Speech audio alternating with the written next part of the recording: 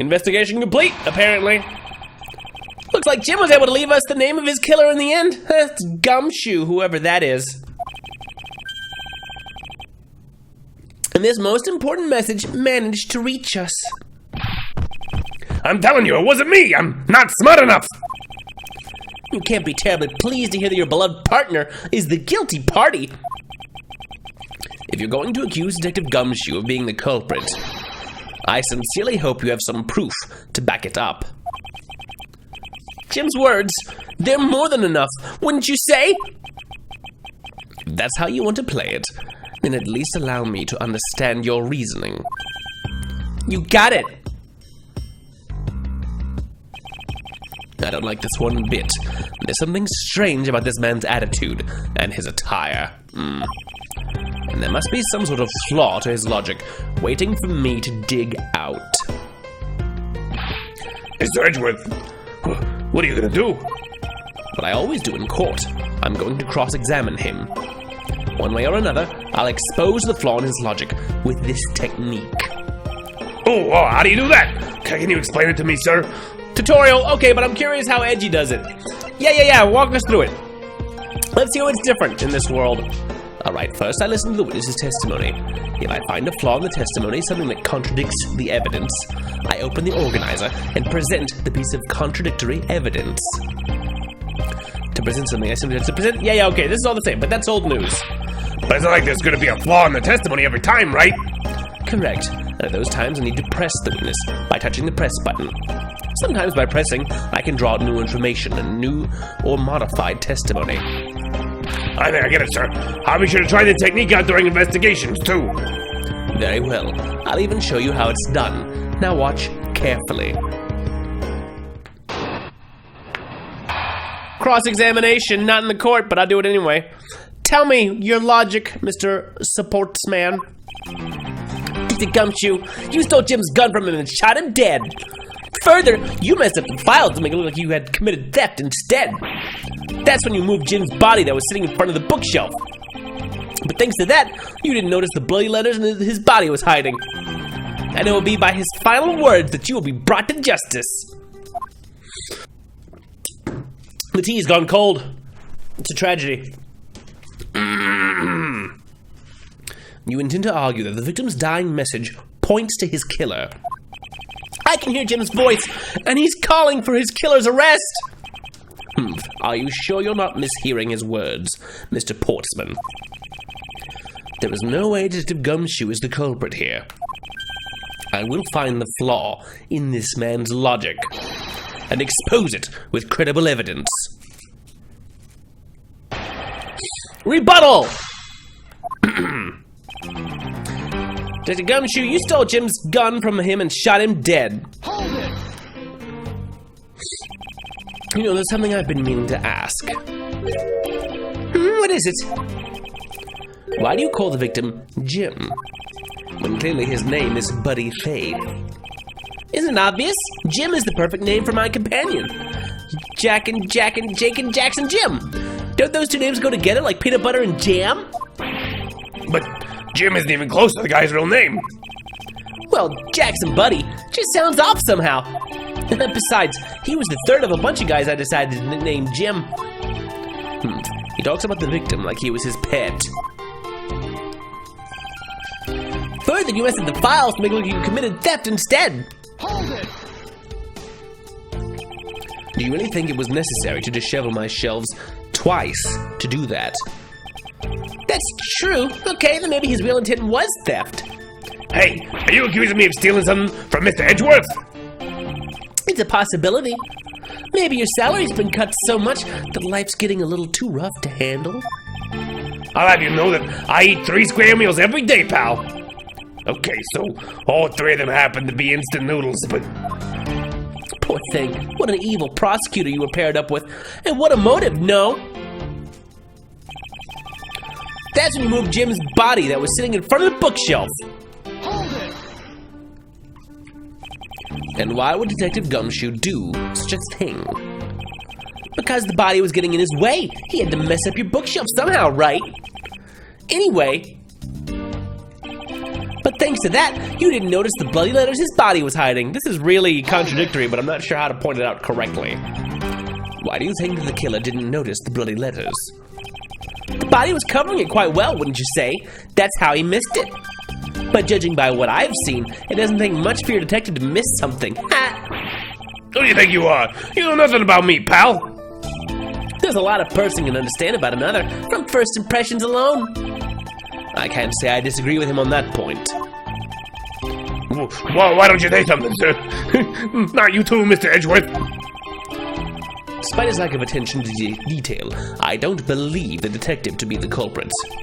Nobody could have overlooked the bloody letters, and I can prove it with evidence. I couldn't ask for a better setup. For the game-finishing spike. Okay. It will be his final words that you will be brought. It will be by his final words that you will be brought to justice. Hold it! Are you saying that those letters were intended for you? Yup, Jim was an outstanding detective. I would expect no less from my former partner. Looks like Mr. Portman still doesn't understand. He has yet to figure out the true meaning behind the bloody letters. What are you sputtering over there?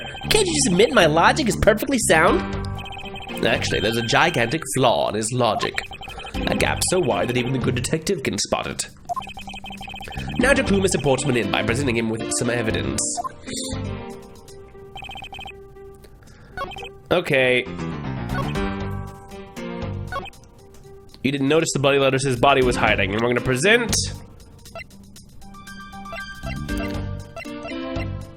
I think just a stolen file. Let's look at it. One of the files that was written in blood was stolen by the culprit.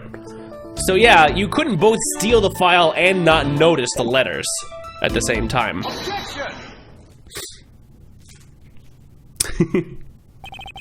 Perhaps you're not aware, Mr. Portman, but there is a serious flaw in your logic. Bringing a bit of the courtroom into this, I see. No problem, I'm game.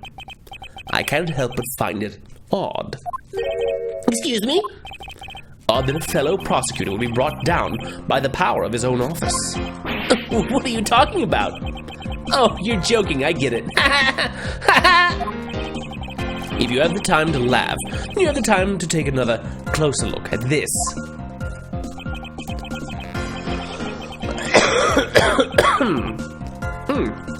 Do you still not see? If not, may I direct your attention to the missing file? What? That's impossible! What's impossible, Mr. Portsman? Nothing! The files on that shelf are all about a certain case. When the killer went to take the file after murdering your partner, I highly doubt they could have missed the bloody letters written on the spines. Objection!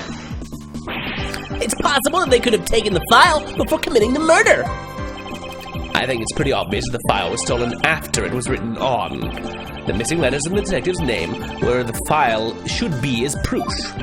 Yeah, I mean the S is gone, and there's only half an H. If Detective Gumshoe really was the culprit of this case, I highly doubt that even he could overlook his own name written in blood on the files. Especially as a detective who can't stand the sight of blood. Which means, what exactly? What does that make, this dying message? It makes it the work of a criminal intent on tampering with the crime scene. That's so low! I can't believe the criminal tried to pin this whole thing on me, sir! I'm gonna get him, sir! You'll see, I'm gonna have him under arrest in no time! Well, Mr. Portsman. Brilliant! Absolutely splendid! Logic deserving of Olympic gold! I appreciate the praise, but it doesn't change the fact that your reasoning is flawed. You win some, you lose some. That's how life goes. Glad everyone's so cheery, even though I feel more dead than alive. Just in general. But you know, it really is a shame. I really didn't want to have to bring this up, however... Well, what is it this time? Are you still after me, pal? Humor me for a second. Who has the key to this office? Not me. That would be me. But Mr. Edgewood just proved that I'm innocent, pal. Jacket! Suddenly. That's absolutely right, and I acknowledge your innocence. Then why do I sense that you still have something to say?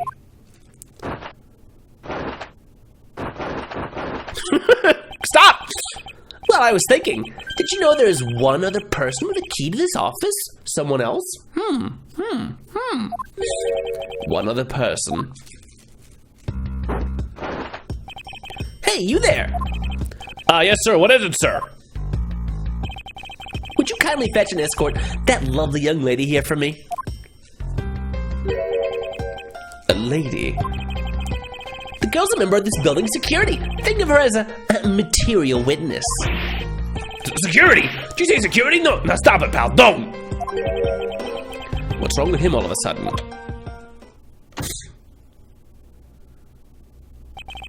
I believe she needs no introduction. I have called upon Miss Maggie Bird, a member of security. Oh, this girl. Detective Gumshoe, sir. Maggie! Miss Bird is a security guard on watch tonight.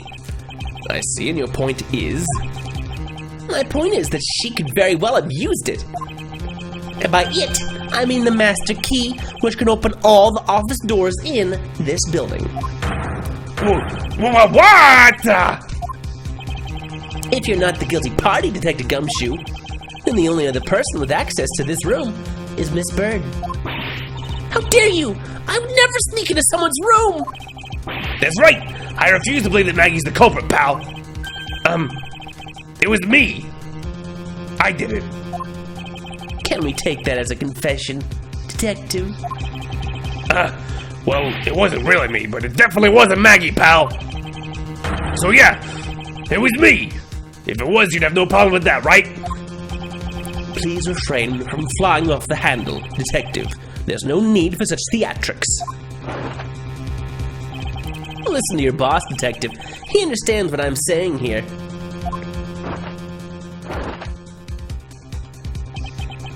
That girl is the only one who could have committed the crime, and for one simple reason. Okay, let's blow a hole in this logic as well, before Gumshoe turns himself in for something he didn't do. It's pretty obvious that Miss Bird snuck into your room using the master key. I mean, Detective Gumshoe isn't the one who opened the door. Then that leaves only Miss Bird as our prime suspect. On top of which, she knows our good detective, doesn't she? Making it all that more probable that she was the one who faked the dying message. So you're saying she used the master key. Okay. Incredibly incriminating evidence, wouldn't you say? That's what you claimed about the evidence earlier as well. That was then. This is now.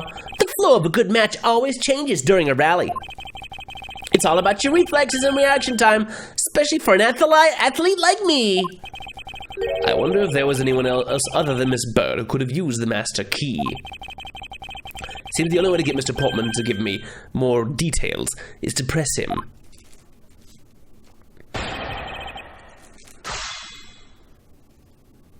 Okay.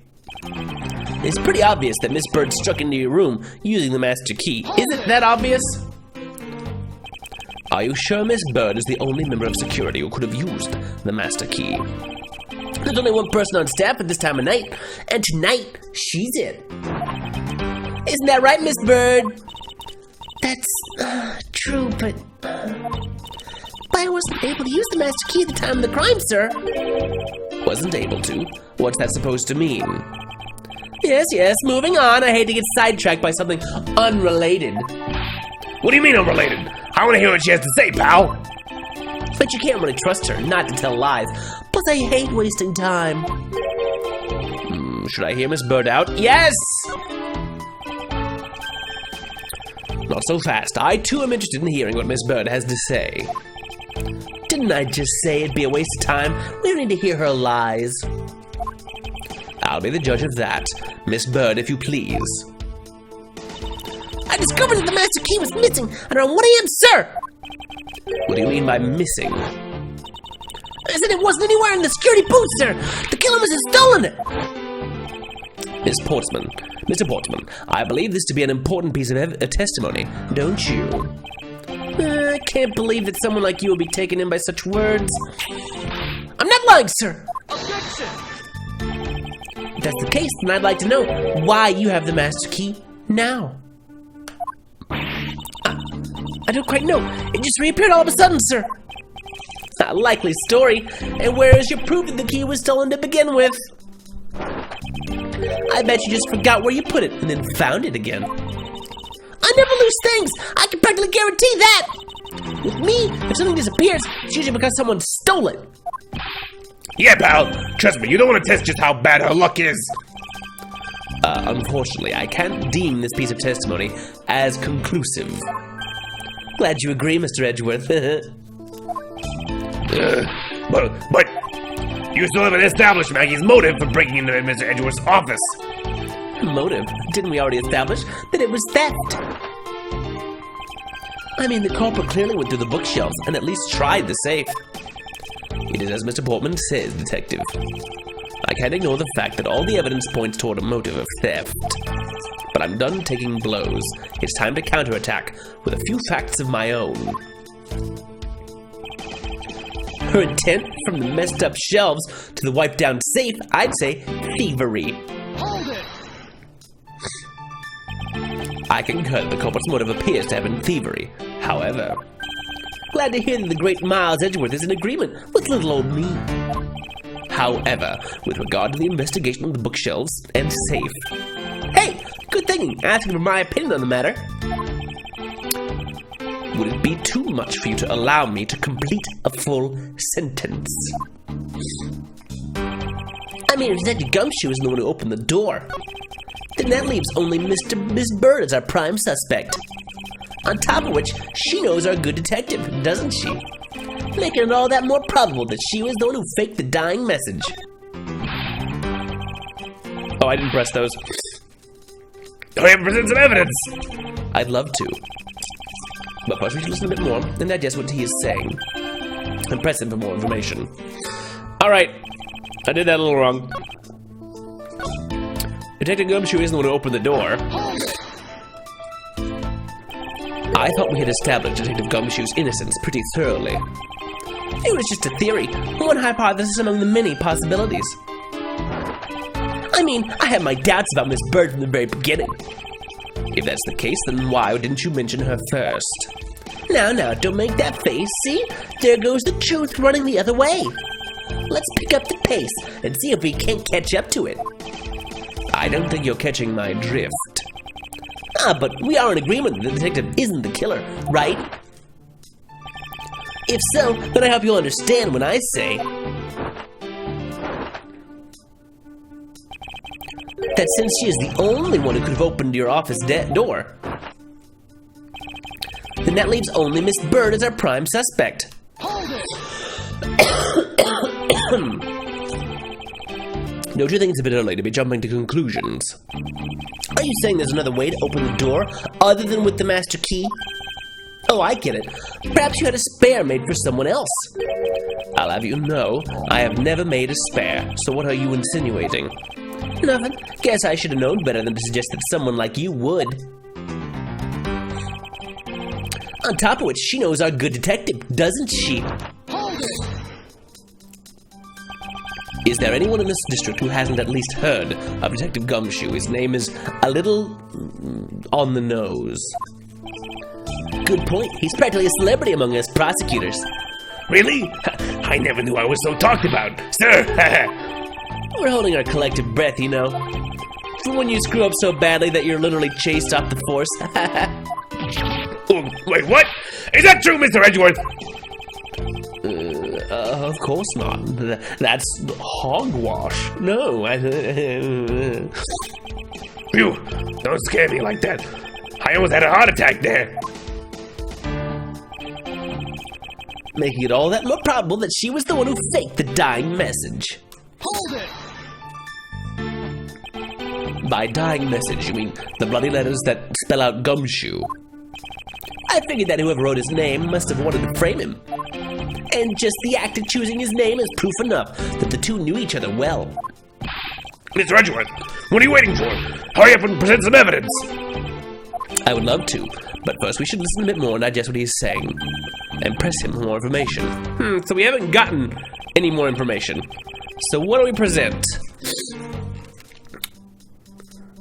What do we have in our office here? What does the master key say? It was stolen from the security office. Proof of my profession, however I prefer to keep it in my back pocket. Interesting.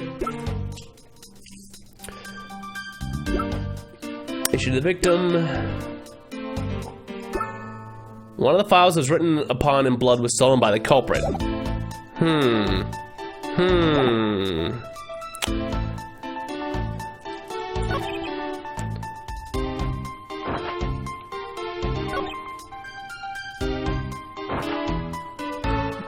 Wasn't the one who opened the door.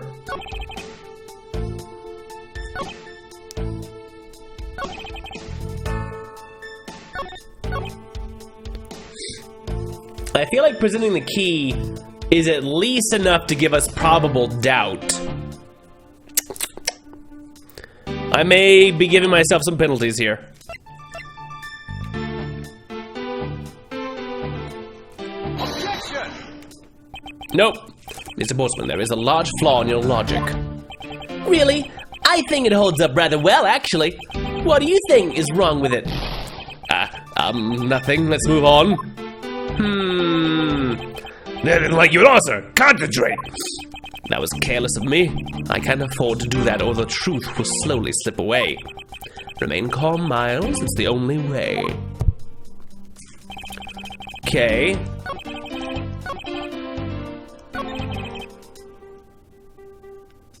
I'm gonna present the key on the evidence about the key. Objection! Nope. Darn!